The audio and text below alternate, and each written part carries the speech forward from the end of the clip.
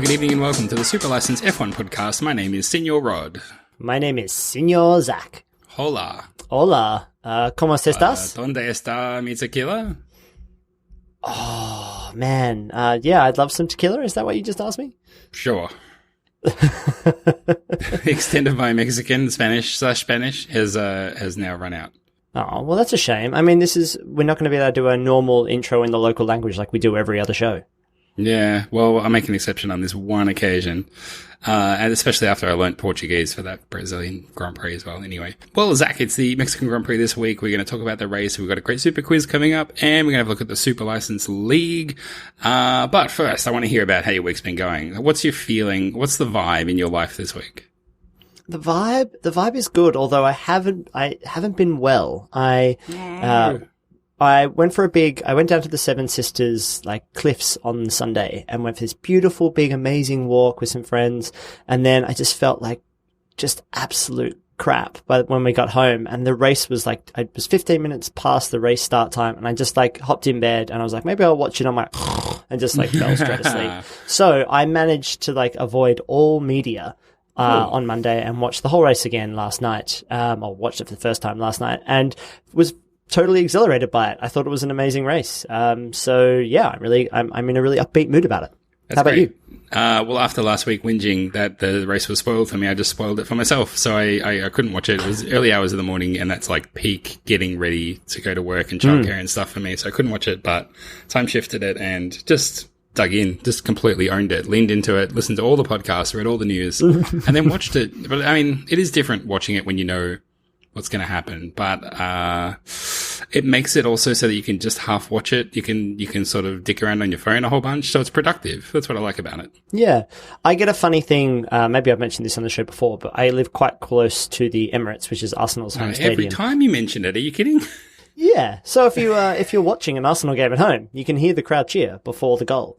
And depending on if you're streaming the game online, that can be a full 2 minutes of difference. So you'll be like, is that a goal cheer or a penalty shout cheer, or is that a bad foul cheer? I can't see them scoring from this setup, and then it happens and you're like, I feel kind of good about that, or maybe bad, who knows. But it is a little bit like that. That kind of prescient knowledge can sometimes aid in the watching of something, because then you're like, it almost adds a twist to the tale, because you're like, how does that go from this to the result that I've heard? And I think this race was a really good example of that. I'm sure we'll get into it. Yeah, well, I think we'll get into it. That's kind of what we do here. That's why we set up this whole dang podcast. But before we do, we should get into a description of what the Mexican Grand Prix is. And look out, Brazil, there's a new party in town, and this one can shoot tequila all night long, with its glorious stadium section making up 3 of its 16 turns. The colourful Autodromo Hermanos Rodriguez once again proved to be the perfect curtain raiser to the American season. Formula One, Formula E, and the Insomniacs Electric Daisy Carnival all call the track home, along with such contemporary musical acts as Pink Floyd, Stone Temple Pilots, and Alfred Snot and his Boogie Brothers. They've all played gigs there. So take a deep breath, you're going to need it, and let's muster to Mexico, baby. I didn't ever know that last band. I don't know who they were. Let's just say they're real, and I definitely didn't make them up. Should we get into the race recap? Let's do it. Bang! Let us race a bit. I gave him space. Suck my balls, man. Let's hurry up and get out of here. We got a race to do. Start with Boogie, add Brothers for the alliteration, and then work back from Boogie to Snot, and then bang, Alfred Snot and the Boogie Brothers. We need to talk about the Mexican Grand Prix. As always, we start off our recaps with a 30-second recap of the entire race, the entire almost 2-hour race summed up in just 30 seconds. How do you think you will go with this week's performance? Well, I mean, I think I'm going to nail it. If you've ever watched the race highlights like I just did on 1.5 speed and been impressed by how much more fun it is, get ready, because this is about 1 million times speed for the race recap if I'm going to do the full 2 hours. So just hit me with that countdown clock, Rod. Yeah, big talking. Maybe you should take a deep breath. Are you ready? Here we go.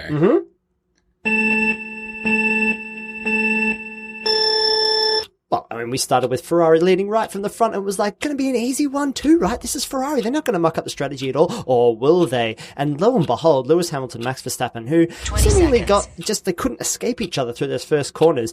Almost thought the race was over for them as far as maybe not finishing on the podium, but how the tables did turn. Hamilton fought his way all the way through going, no, this isn't the right strategy. And then lo and behold, it was the right strategy. A one-stopper where his rival stopped for 2. Max Verstappen got a puncture, sent himself to the back, and didn't really do much after that. Oh boy. I think I touched on about 1%. The biggest incident, maybe, for sure. But yeah, well, the good thing we've got a little bit of extra time up our sleeve to talk about the race. Do you want to start with Verstappen just in general? Because I think he had a pretty out there kind of weekend. It was so odd because to go from qualifying fastest and then, I mean, look, I didn't watch qualifying live. But reading afterwards, it was like, well, yeah, of course that qualifying time's not going to stand because nobody else got to do their laps and you drove through yellow flag. Like, why celebrate that? Why even publish that he got pole? Like, why even run it like that way? It's so odd. You know, when this happens in Formula One, like where they announce results of things when you know those just aren't going to stand, like, and they still do all the fuel, or they still do all the like, hey, let's do the interview and let's put it on the website and say that he got pole. And it's like, that's just not what's going to be. So why don't they add the asterisks to things before that? I don't know.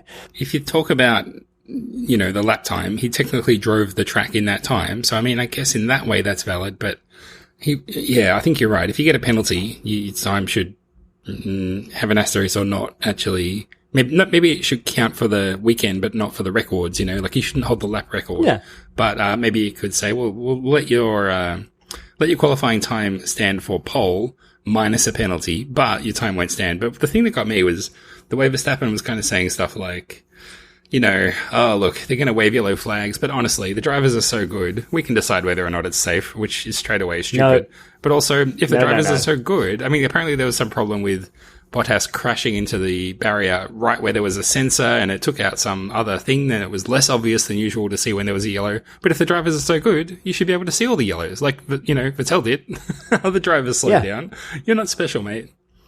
No, exactly. And look, it's easy to say that when the fastest drivers and cars were to come after Max Verstappen still to set their times. So, you know, if I was him, I'd be sitting back going like, maybe probably wasn't the fastest guy around the circuit this weekend. It didn't stop him from being completely pissed off about it.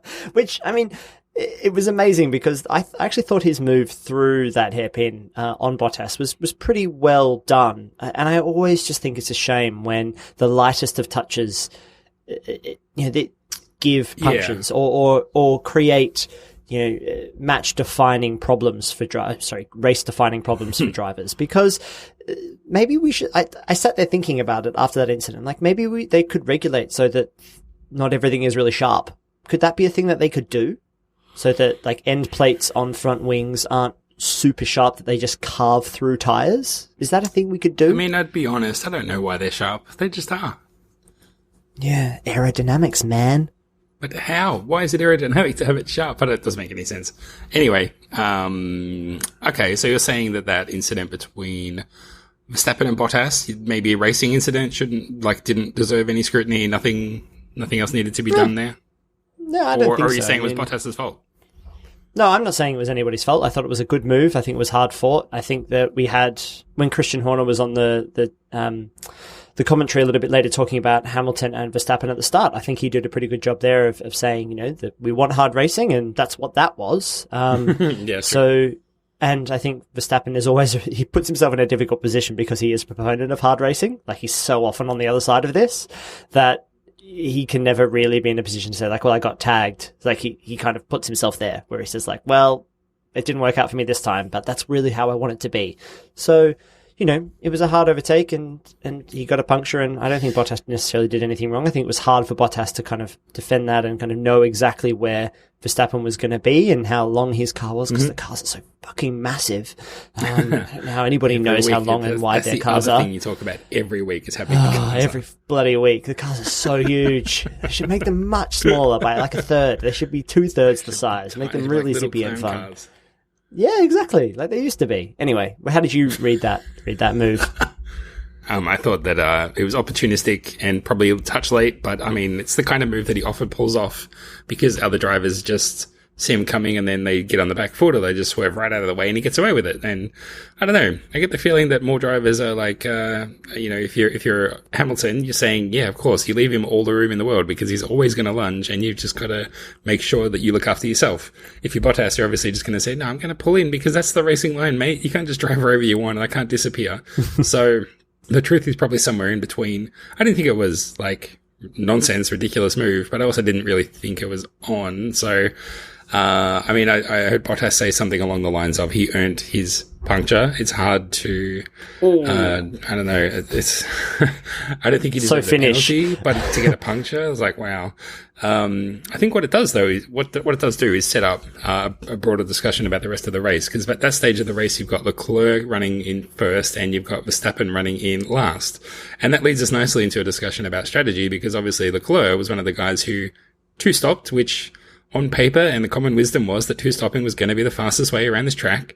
And Leclerc, going from first to fourth in the race, might be scratching his head saying, I just don't get what's going on. And Verstappen going from last to sixth on a one-stop strategy will say, you should have all done what we did, boys. Yeah. Again, not to go back to the commentary on Sky, but this was the first time in Formula One that I've been watching that I've seen kind of resignation from the commentators. It's almost like Martin Brundle's like little stint away from the top end of the commentary, has kind of almost made me a little bit jaded about the sport because him and Croft kind of dug into it at the end where they were like, well, this shows how broken this sport is because we've got 11 laps here at the end of the race where it was all meant to kick off, where Leclerc on fresher tyres was meant to just cruise up behind Bottas and find an overtake and then get past his teammate and then fight Hamilton for the win. And should have that delta of at least a second a lap, if not half a second. And there's heaps of DRS zones. The Ferrari's incredibly quick. And it just doesn't seem to happen anymore. You get to the end of the race and everybody's kind of run out of ability. The cars can't run behind run behind each other. Yeah. No one can kind of, as they said, no one can cruise up behind anyone and then start to challenge. It's like, you've either got to make that move from really far back or you've got to get out of the hot air. And we saw it all through Mercedes, all through the race. They were both drivers being told, you've got to cool those brakes. Like, you've got to make the move like within 1 or 2 laps. Otherwise, you've got to stay at least 1.5 seconds outside. And then the DRS doesn't count for anything because then you're never slowly closing up on the other driver in front of you. So, it really did just show to me again, and we've seen it multiple times this season and last season as well, which is that it's just not as competitive towards the end of the race. And where Ferrari have a lot of that outright speed, Mercedes race management, and just how overall well developed their package is makes them very difficult to get past when all things are kind of even and all things are equal, which by the end of 70 laps, they tend to be at the front of the field. Does that make sense? It does. I would say, to play devil's advocate, we've had some races this year that have been where the lead has been decided in the last 1 or 2 laps of the race. We've also had races where drivers have been charging in the last couple of laps. And I know that, it's kind of like the trope of commentary to always build that up almost every single week. But I think we've legitimately had a couple of races where, an attack might have been on after a couple of additional laps if they were tacked on to the end. But I think that aside, the question for me this race is, Ferrari for the third time in a row, after setting 5 consecutive, I think maybe 6 consecutive pole positions, for the last 3 of them, they've been on pole, actually locked out the front row and lost the race. And the interesting thing about that is that obviously not running in the top 2 means that Hamilton and Mercedes were able to, play around with their strategy a little bit, left the door open to see what are we going to do here? We don't need to commit to what everyone thinks is going to work. Let's actually think about what is working actively on the track. And they were looking at Ricciardo's lap times on the hard tyre and not seeing, not just that he was still getting life out of them, but actually, his pace was growing late in his stint on the hard tyres. And they kind of realised, hard tyres are the way to go. So they put Hamilton on the hard tyres at exactly the right time. Vettel, who was still in play because Leclerc had pitted early, Vettel was still trying to basically cover off Hamilton by staying out. As Hamilton comes in, Vettel says to his team, what do you guys think about just letting him pit and we just keep racing and we just keep going? Because my tyres are pretty good for a while. And that's the kind of move that Hamilton often pulls.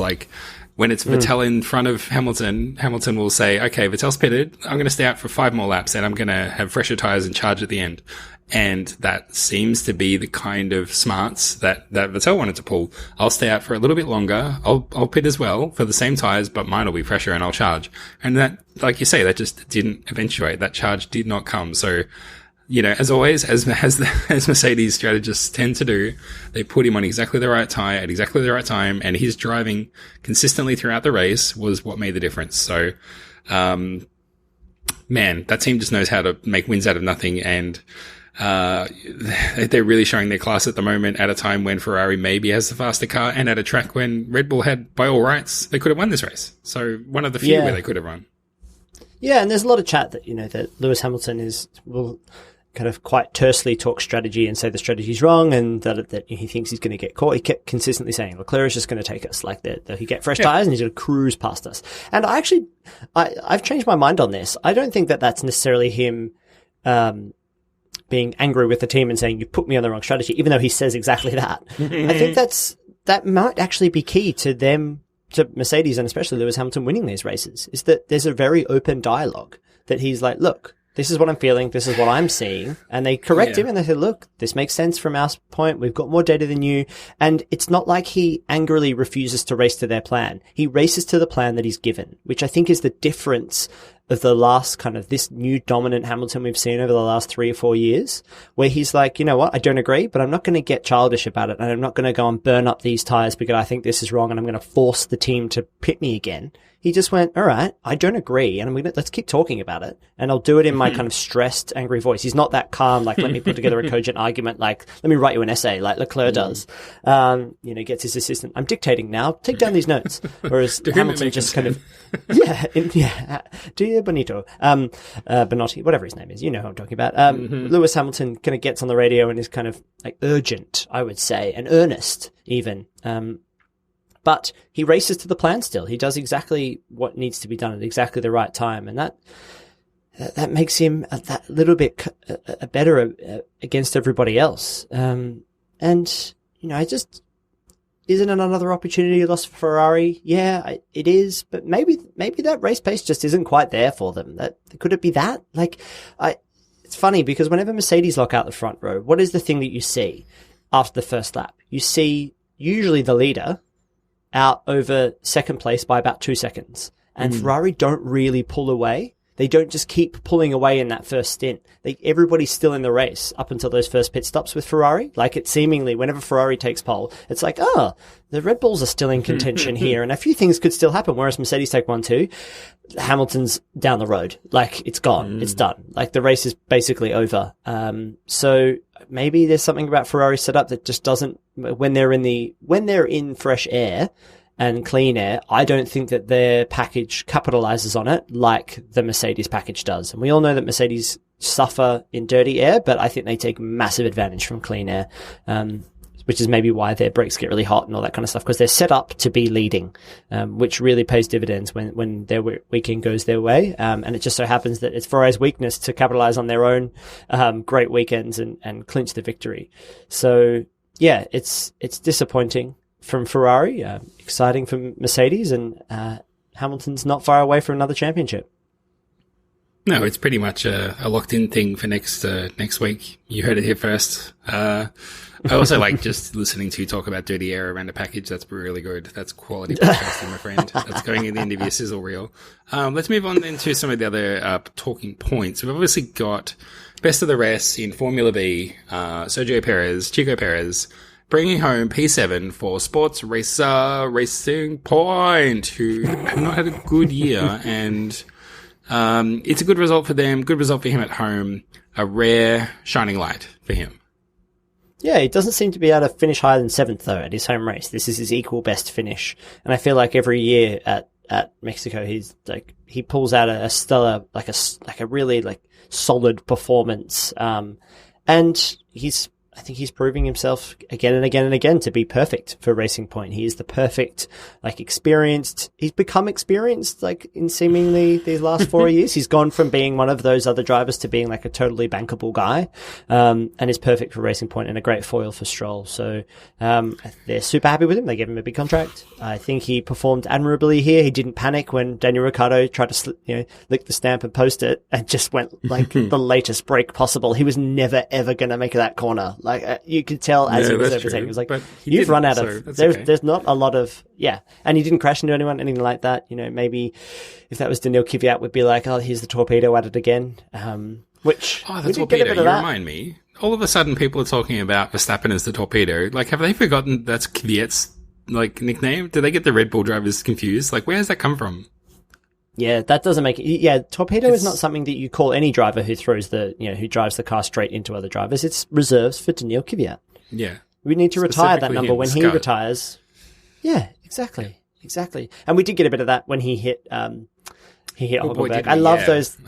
I love those last lap incidents because, that you get the camera focusing on the driver who wins and the rest of the podium coming through. And then suddenly, like 25 seconds later, you're like, that car doesn't have a rear wing. What happened?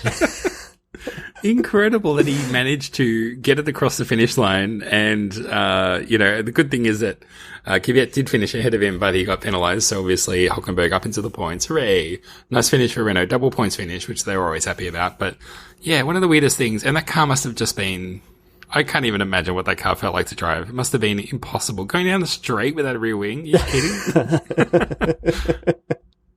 Yeah, just hold your hands on the steering wheel dead straight and go. Just don't twitch or anything. Don't close your move, eyes. Don't need any downforce. Hope it all works out. Yeah, exactly. Jesus, take the wheel. Interesting one. I'll tell you else who had an interesting one is McLaren, who had an absolute shocker. And if you watch the highlights, I'm sure Lando Norris's pit stop would have made up a good chunk of it because it went for a very long time. Hard to watch. Just such an ugly pit stop where they release him, then they get the classic engineer holding up his crossed arms and they're like, oh no, stop him, tell him to stop, push him back.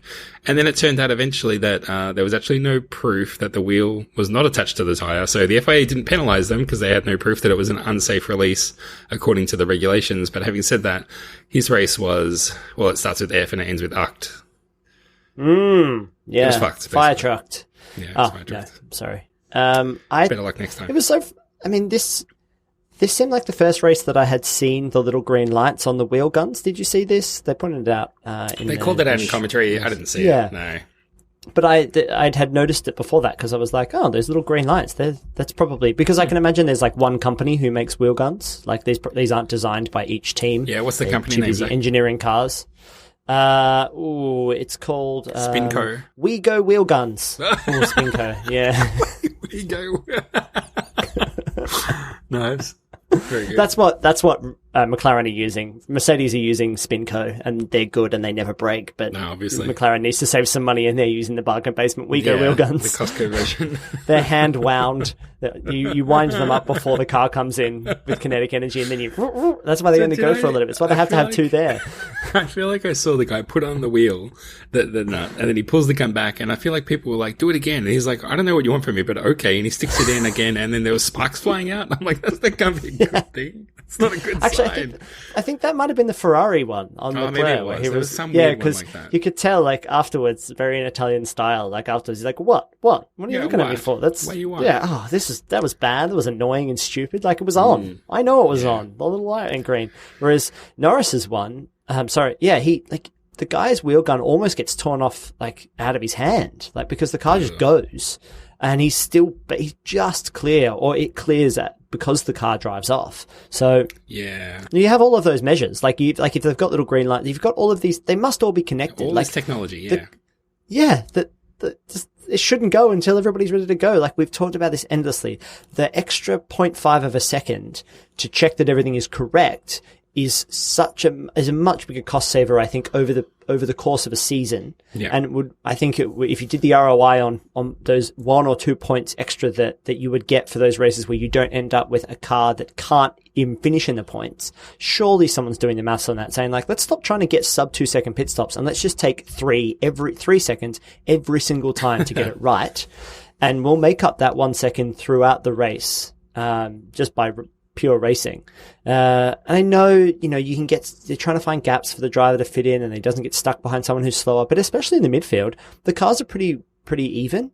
So I would say that if you're somewhere like if you're on track to finish 6th, 7th, 8th or 9th or 10th, and to risk to risk any of those points, whether it's 1 or 8 points on one wheel gun mistake where it could put you essentially out of the race. Like Norris was incredibly lucky that he didn't, his race wasn't over then and there. And I know they retired him later. But why risk that for 1 second extra? Like it seems insane to me, but I think we've covered that before. So sorry, come back to your point. No, I was going to say the other one was Kimi Räikkönen, who I think it was just a day where the right rear just was not going to go well for most people. And yeah, I think Kimi was the one where they put on 3 tyres and I don't know if he was told to go or a malfunction, but he ended up pulling forward and the other guy was like, well, I haven't put the wheel on, so you're in trouble here, my friend.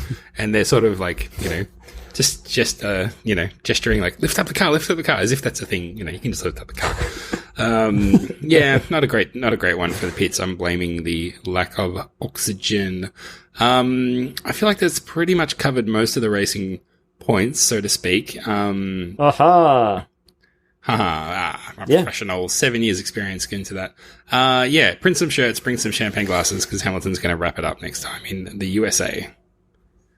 Yeah, I mean, he'll love that, and the US fans will love that, and Mercedes will love that, and he's deserved it because he's been so bloody consistent. He hasn't needed to do any barnstorming racing this year. The first half of the year, good. And then in the part of the year that you would point to and say Ferrari were really good in that section, he was still getting podiums, and then he's had a good run of wins against the odds in the last handful of races. So yeah, what was looking like perhaps not an inconsistent year, but a lopsided year, front stacked year, a bit like Jenson Button when he won his. But he's come back with some wins later on in the game, which is good for him. Let's move on to the Fantasy League. Let's have a look at the fantasy results. I'm loading them. I'm seeing a spinning wheel, so I'm just going to pen for time. Speaking of business names, came up in conversation the other day about what would you call a cafe if you opened it? What would you call a cafe if you opened it, Zach? Can I say instead, if I had an ice cream shop, it would be called Pros and Cones. Pros and Cones. That's really good. Yeah, it would be literature based about like books and famous authors, but because it's like a double pun there, because pros and cons, but also pros and cones, and it's about ice cream and literature. So you get ice creams named after Sir Arthur Conan Doyle. It would obviously be Sherlock. Something to do with caramel, who knows? These kinds of things. What about you? It does sound a little bit like Frozen Cones, which is also, it's like an onomatopoeia sort of thing, except frozen cones is not what you get when you go to an ice cream shop. You get frozen ice cream inside a non-frozen cone. So it's layers upon layers, which is another thing that ice cream is not. What are we talking about, ice cream shops or cafes? Because my cafe name was going to be Mr. Brown's Java Town. It's just a no-brainer. I'm amazed no one's already got that. So, I've got the Fantasy League now. It's finally loading. Thank goodness we can change topics away from this nonsense cul-de-sac that we've gone down. I forgot to get in my bonus picks, so I'm blaming that on my very poor performance, in which I went down to Amplified Ducks 45, down 3 spots. Pathetic. You have gone up 1 and you are pulling streets ahead of me. You're now in 43rd. Yes. Congratulations. Yes. I thought I'd made a mistake picking the Mercedes to do things in my picks, but I was correct. I was so right. My team is horrible. I'm only doing things on the picks now. The picks are the thing that's keeping me afloat. That's making all the difference, though. For this particular race in Mexico, Lincoln the Naughty Dog top scored. Hawkmoon Racing by James Ward came second, equal on points with Team Pacific by Charlie O'Donnell. Congratulations to all of you. What's happening in the overall league? At the top of the league, Hawkmoon Racing is still, pulling a little bit front. So Scuderia Benetti in second, Lincoln the Naughty Dog still in with a fight, but looking at perhaps second place with only a couple of races left to go. Now is the time for the big push, everybody. So get in your best picks. Make sure you get those bonus picks in. Don't be like me. Don't do what Tony Don't does. And, get all around the fantasy and really charge home for their end of the year. Exactly. Good luck, everybody. You're going to need it. You're going to do it. Zach, shall we get into the super quiz? Yes, please. Ooh, get ready while I search for where the sound is. Here it is. We will accept a couple of questions. Should one only win one? Would one want to have won that one in round one? Can you repeat the question? Do you notice how flawlessly the show's going this week? It's great. I think that you are on the button, pressing the buttons, and you're just giving everyone a little bit of time to catch up. That's all. I won't lie, the buttons are where it's all going wrong. But anyway, I'm about to steer the ship in a good direction here, Zach. Did you notice at the end of the race, this is one of the most talked about things from this whole great race weekend, the reaction from Sebastian Vettel when Mr. Selfie, Senior Selfie, tried to get into the driver's photo. Did you see what he did? Did you watch this? No, I didn't see this. You know how there's the podium sort of, there's etiquette on the podium, right? The drivers come out in a certain order, all the rest of it. And then at the end, the winner and the guy who's representing the team and the guy who's second and third, they sort of huddle together up on the top step for a photo, right? They do that? Yeah. Yeah. There was a race mascot whose name, I'm not kidding, Mario Archie. And he was running around in Mexican hat doing silly stuff. And he was up on the podium with a helmet and a selfie stick taking selfie style photographs, and he tried to take a selfie right when they were posing in that sort of huddle pose, and Vettel gave him, in no uncertain terms, a big shove and said, "Fuck off," and basically told him where to go in no uncertain terms. And he just sort of did a dance, and he was like, "Yay, festival." But it was a great it was just a great selfie moment, and I decided for this week's Super Quiz, I'm going to look at the great selfies from parentheses recent and parentheses F1 history. So these are great selfies in recent F1 history. Here we go, Zach, you ready? I've got 1, 2, 3, 4, 5 questions about F1 selfies. Yeah. What do you think? I am excited. I love these quizzes that are almost like a non sequitur. Like it's this one's right at the bottom of the barrel. I love it. Yeah. Well, I feel like there's the people who like the technical quizzes, and then when the silly one comes up, they're like, "Oh, it's a freaking silly one. Fuck, I might as well skip this." So you guys, no, but these are the real insights. This is the real, this is the real little data points. Yeah. That's why it pays to have a well-rounded view of the sport. Anyway, let's get into it. Start with a nice easy one, Zach. In 2014, Australian Formula One racer Daniel Ricciardo posed for a selfie and posted it to Instagram with the caption, "I officially can't smile any bigger than that." What was he smiling about? He won his first race at Monza?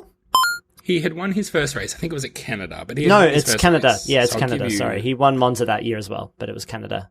The fight with Bottas. Totally. I'll give you 100% of the available points, which is 1. So congratulations. Question number 2. Captioned with the word Fantastico 10 times, this 2013 selfie features Fernando Alonso standing on the podium of which track? Oh, Fantastico 10 times. Did he win Spain that year? Don't know. I don't know, but it wasn't that one. No, I'm guessing now is it Monza? It's Monza, naturally. I actually wrote Monza, naturally, because, 2013, it's that really famous one. If you see it, man, it's very iconic. I feel like that was maybe like one of the first selfies on a podium that like went viral in that way. Like with the crowd behind him, everything like that. As that monkey one. So lots of comparisons to be made there. Yeah. Okay. Question number 3. Which Mercedes driver captured an epic selfie video while driving Fangio's Silver Arrow from 1954 a couple of years ago? Sorry, which McLaren driver, right? Which Mercedes driver? Oh, Mercedes driver captured an epic selfie video while driving Fangio's Silver Arrow from 1954. This all happened a couple of years ago. The selfie video, not the car. Oh boy! Oh no! Good way of wording that. I think is it Nico Rosberg? It's Nico Rosberg, yes, of course. Really good video. It's he sort of swings it around. It's on a selfie stick. Vettel's not there to push him out the way. Everything just went really good for him. Keeping it in the Mercedes stable. Let's just say that. In 2016, Mr. Lewis Hamilton caused a stir by posting a selfie while riding a motorcycle, which was illegal, obviously. That was what the controversy was. But, Zach, the question is, where was he riding the motorcycle? The motorcycle. Where did their motorcycle to? They get harder as we progress through, of course. Yeah, of course. And you've been giving me 2 bites at the cherry every single time. You've let me have a wrong then right almost every time. I feel like the tracks with their motorcycle to them, often, I think they do that at Silverstone because they're coming from like their trailers or the town that's like nearby. So they're often scooting in themselves. But Monaco, they generally just walk, I think, because they're just coming from their yachts or homes. So I'm going to guess Silverstone. No, I'll give you a clue. This wasn't around a race weekend. It was more of a holiday, more of an R&R situation. Do you want to have one more swing at it or no? Was he in like Ibiza or something? I don't know. No, I'm sorry, you're out of guesses. Much closer to home for me, at least. Auckland, New Zealand. He was riding around on a motorbike. Of course. Posted it to Instagram, and then the police were like, it's quite illegal and dangerous that he did that. But he went, oops, so well, too bad. So your first blip. Let's see if the last one causes a similar blip. I've deliberately tried to stagger these, and they go from easy, quite hard, and then this one, man, this is a really tough one. But anyway, let's give it a go. Recent darling of social media, Lando Norris, posted a selfie during the Singapore Grand Prix a few months ago with the caption, "A legend and me." Who was the other person in his selfie? Oh my goodness. Sorry, can you say that again? I think you... Sure I can. Sorry. This one is worth 10,000 points.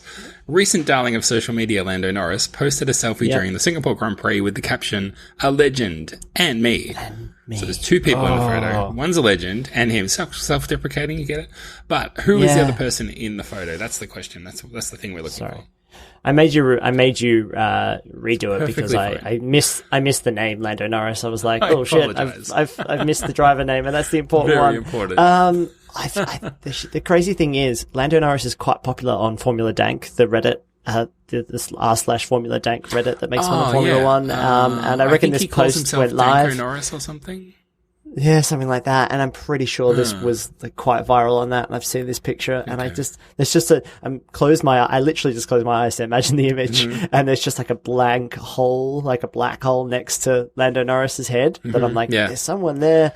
Who's the? Kind of sums up this person, legend, in my opinion. I also would say, as a bit of a clue, I think legend is overselling it a lot. Not even. Oh wow, he's really overselling. Is it Nico Rosberg that he's with? Oh man, a hard burn on Nico Rosberg. There's also an answer to his career might be over. That's not usually my style. Oh yeah, true. No, it's not Nico Rosberg. If you don't get it in the next few seconds, I'm going to mark you as absent. No. On the okay. Roll. Who's always at the Singapore Grand Prix? The pressure's on. Was it Will Smith? No, it wasn't Will Smith. It was Mr. Johnny Herbert. Of course. There he is. I said it was a hard one. He's the short one. Yeah. He's that short one. He's the guy that definitely wasn't world champion. I think he might have won one race. Legend is maybe stretching the term. That's all. But yeah, it qualifies as a selfie. Okay. Lando Norris, I just feel like his stature in the social media world is just so elevated that all the Norris heads out there, what are we going to call them? What are Lando Norris fans called? Rizzy fans? Landorians? I love Landorians. That's great. All the Landorians. That's the new show on Disney Plus, Landorian. They all knew that it was Johnny Herbert. The way you were describing it is just like, Lando with a big black hole next to him. I'm like, you're sort of not wrong. Yeah, even not after wrong. I looked at the photo, I was like, that's that person. That can be the final quiz question. It'll be really hard. But then I had to Google Johnny Herbert just to make sure. Is that actually Johnny Herbert? Is it someone else? That really is it Johnny Herbert? Who is it? I don't even know. Oh, anyway, we got there. That's the quiz done and dusted. You scored 3 out of a possible 10,003 points. So I'm sorry. I wish you better luck next time. But good job on that strong start, and your selfie game needs a little bit of work, I'm afraid. Who's your best selfie who's your most famous selfie? I mean, I've got one with Ricardo, which is not bad. I've actually so here's the story. Great. I've got 2 with Ricardo. One where I'm looking, you know how you take a selfie, you kind of look at the screen, but your eyes are not aligned to the camera? So I've got one where I'm looking at the screen, and then Daniel's looking at the camera, and it looks really good. And then there's a second one that I snapped really quickly that I don't post anywhere because I'm looking at the camera. But then someone decided to say to Daniel, "Hey, good luck tomorrow." And then Daniel turned over and sort of, gave the other guy a nod. So his head's sideways in the photo. So what I kind of need is someone to just sort of Photoshop 2 into 1. Also, of course, the best photo of anyone Formula One related in any capacity is obviously you, the photo that I got of you, where you're holding up the Fernando Alonso towel folded over so it looks like you're wearing the mini racing suit.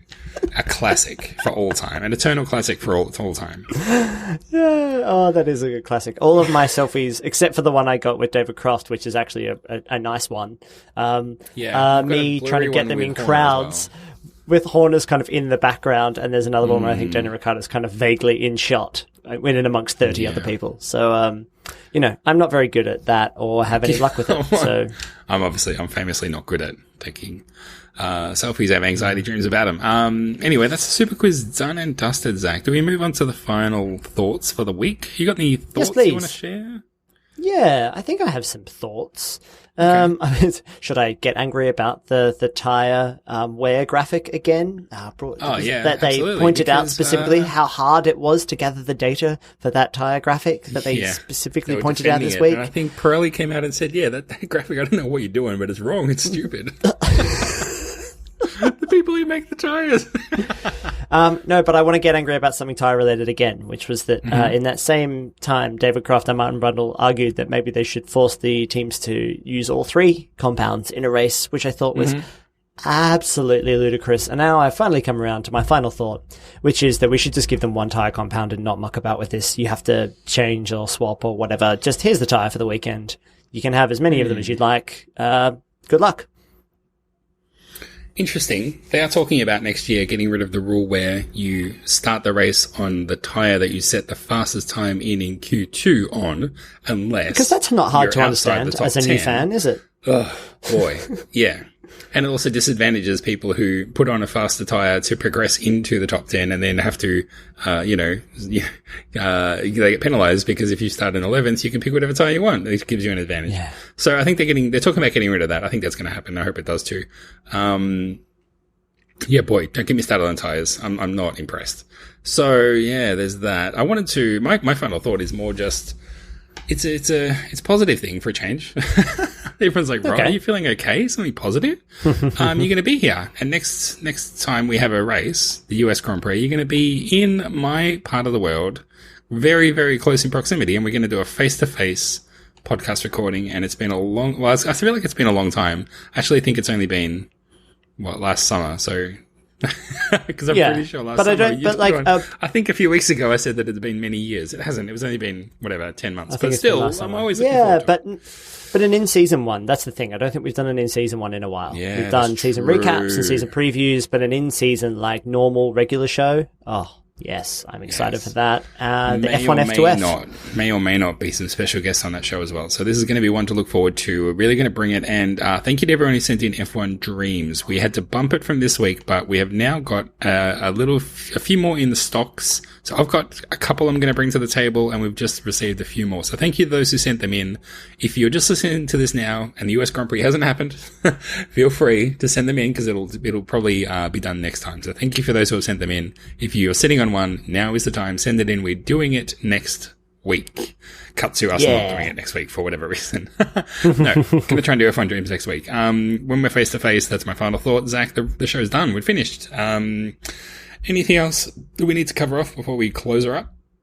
No, I think that's it. I think that was I just want to say what a great race that was, especially if you managed to stay away from all the media and just watch it, because it was a crappy weekend for my Arsenal Football Club, and I don't want to talk about that. So it was nice to have a refreshing Formula One race where things were good and we got some fight, and Daniel Ricciardo got to drive around doing what he does. So yeah, I was just happy for that to all be back, and we got this really fun run down to the end of the season because Lewis Hamilton's kind of done it now, so other people get their chance to prove themselves, and the US Grand Prix is always so really fun and the vibe around it's so cool. So I'm just excited. Yeah, bring on some more Valtteri Bottas heat. Let's see if he can really put the heat on and snatch a couple of wins. Yeah, there's something to look forward to. Speaking of looking forward to, I hope everyone enjoys the race. Get your fantasy picks in. Don't forget to get those bonus question picks in. And until next time, my name's Ben Rodney. My name's been Zach. We'll talk to you after the US Grand Prix. Bye-bye. Bye.